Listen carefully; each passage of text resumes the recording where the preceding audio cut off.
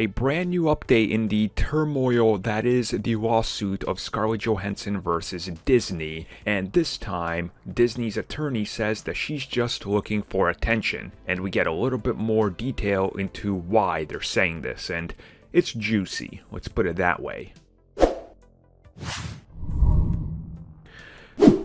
So Disney's longtime attorney, Danielle Petrosilli, hopefully I said that right, recently replied to Variety in regards to everything that's been said and everything that's out there in regards to the lawsuit, where Scarlett Johansson was claiming she's owed a bunch of money because of the Disney Plus deal. Disney replied by saying she's just trying to do this because her contract is up, more or less, and she knows she's not getting more roles in the MCU, and it's been an interesting back and forth.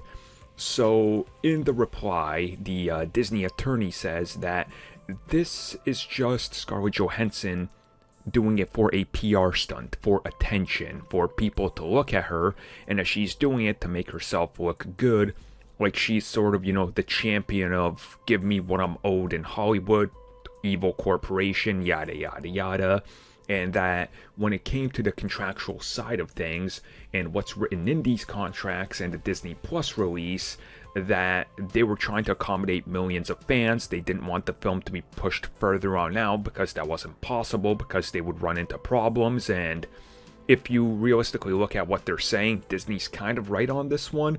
There's a certain amount of time, and then licenses for songs, for example, and things they did in the film, and contracts and credits to certain things expire. This frequently happens in TV shows and video games much faster, so you see them delisted or pulled, or the physical copy and the digital copy can only be available for a certain amount of time. So I understand what they're saying there. But on the other side, they do sort of hint towards the fact that maybe she was supposed to make money off the Disney Plus deal, but she didn't reveal that fact.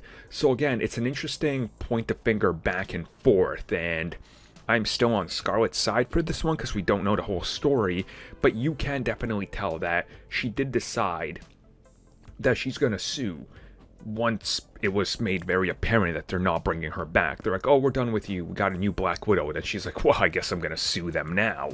Right? Like, we can all agree that that is sort of what happened here. If she had another film in her contract, she would not do a single thing. She would just collect her check, keep smiling, and be happy. So it's interesting to see this back and forth. Now, this thing has honestly dragged on a little longer than I think most of us thought it would. So it's going to be interesting to see if this just gets swept under the rug and they're like, we made an agreement, but we're not going to tell you what the agreement was. And then, like 6 months later, we're like, oh, Scarlett Johansson's back for 3 more movies, huh? Because if that happens, she just agreed to more money, and it's forget all the, hey, look at me, look, I'm suing the big bad corporation.